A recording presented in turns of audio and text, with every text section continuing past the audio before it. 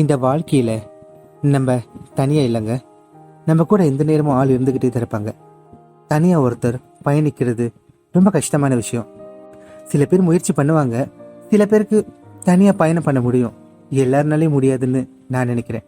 இந்த உறவுகளில் நம்மளுக்கு பிடிச்ச உறவு எந்த உறவு யாருனாலையும் சொல்ல முடியுமா? நம்ம பிறந்ததும் நம்ம முதல்ல பார்க்கறது நம்ம அம்மா முகங்க. அம்மா மாதிரி யாருனாலையும் வர முடியுமா? அம்மா ஒரு அழகான கவிதைங்க. அந்த கவிதை யாருக்குங்க பிடிக்காது? அம்மா தான் நம்மளுடைய முதல் உறவு. நம்மளுக்கு அம்மா முகம் ரொம்ப பரிச்சயமாகும். அது ஏன் தெரியுமா? ஏன்னா 10 மாசம் அவங்க வயிற்றுல நம்மளை சுமந்து அவங்க ரத்தத்தாலையும் அவங்களோட சதையாலையும் உருவானவங்க தாங்க நம்ம. அப்போ நம்மளுக்கு அம்மாவை ரொம்ப பிடிக்கும்ல. இந்த கெட்ட அம்மா, இந்த நல்ல அம்மா அதெல்லாம் ஒண்ணுமே இல்லை. அம்மானா நல்லவங்க தான். அம்மானா நல்லவங்க மட்டும்தான். அவங்கனால நல்லது மட்டும்தான் நினைக்க முடியும். சிலரை பார்த்தீங்கன்னா கல்யாணம் ஆகி ரொம்ப நாள் ஆகியும் குழந்தை இருக்காது. ஒருவேளை குழந்தை இல்லாமல் இருக்கலாம், ஒருவேளை மிஸ்கேரேஜ் ஆனவங்களா இருக்கலாம். இந்த சமூகம் இந்த மிஸ்கேரேஜ் ஆனவங்களை எப்படி பார்க்குது? இல்லை இந்த கல்யாணம் ஆகி குழந்தை இல்லாமல் இருக்கிறவங்கள எப்படி பார்க்குது? இந்த நிமிஷம் வரைக்கும் அந்த மாதிரி உள்ளவங்களை புண்படுத்திக்கிட்டு தான் இருக்கு. இந்த சமூகம் ஆரம்ப காலத்துல இருந்து இப்ப வரைக்கும் கல்யாணம் பண்ணிட்டா குழந்தைய பெத்து காட்டணும், இல்லைன்னா தப்பாதான் பேசுது.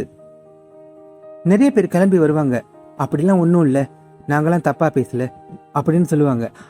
அது கொஞ்சம் பேர் தாங்க, நிறைய பேர் இல்ல. நிறைய பேர் இன்னும் தப்பா தான் பேசுறாங்க. கல்யாணம் ஆகலைன்னா ஏன் இன்னும் கல்யாணம் ஆகலன்னு கேட்கறது, கல்யாணம் ஆன பிறகு ஏன் இன்னும் பிள்ளை பெத்துக்கலன்னு கேட்கறது.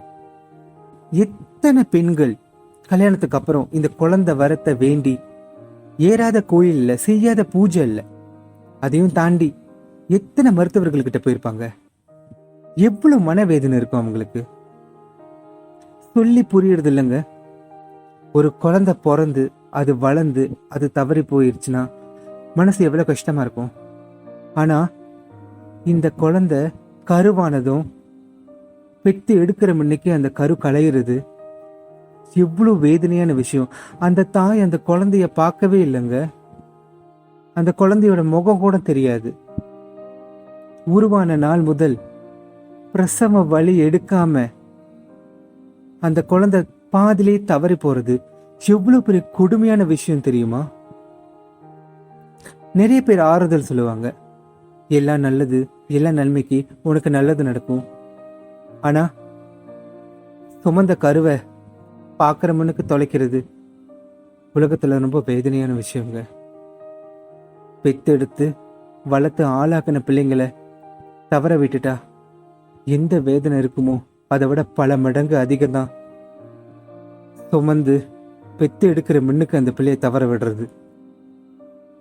அதுலயும் இந்த சமுதாயம் குத்தி குத்தி அந்த பெண்களை காயப்படுத்தி படுத்தி என்ன சாதிக்க போறீங்க, என்ன சாதிக்க முடியும்? என்னைக்குதான் இந்த பழக்கத்தை இந்த சமுதாயம் விட போதும்? ஒரு பொண்ணு கல்யாணம் பண்ணி போனா கண்டிப்பா ஒரு தாய் ஆகணும்னு ஆசைப்படுவாங்க. தாய் ஆக முடியாத சூழ்நிலையில அந்த பெண்களை காயப்படுத்துறது எந்த விதத்துல நியாயம்? கரு தங்கி கரு களைஞ்சு போன வேதனை தீர்ற முன்னைக்கு இன்னும் பிள்ளை பக்கலையா, உனக்கு இன்னும் குழந்தை இல்லையா அப்படின்னு பேசுற சமூகம் தான் இந்த சமூகம். மாற்றம் நம்ம கிட்ட இருந்து வரணும். அடுத்தவங்களை மாற சொல்லி எந்த புண்ணியமும் இல்லை.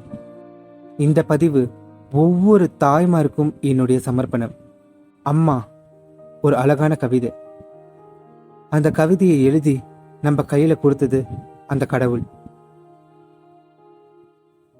குழந்தை வரம் வேண்டி ஏங்கிக்கிட்டு இருக்கிற ஒவ்வொரு தாய்மாருக்கும் ஒவ்வொரு பெண்களுக்கும் கண்டிப்பா உங்க எல்லாருக்கும் நல்லது நடக்கும். கண்டிப்பா உங்க எல்லாருக்கும் நல்லது நடக்கும்.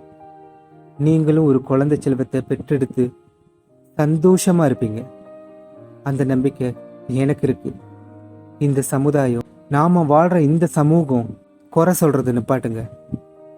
ஒருத்தருக்கு ஒருத்தர் ஆதரவா நிற்போம். எல்லா சுக துக்கத்தையும் ஒன்னா பகிர்ந்துக்குவோம். மனசார தெய்வத்துக்கிட்ட பிரார்த்திப்போம். எல்லாம் நன்மைக்கு. வாழ்க வளமுடன்.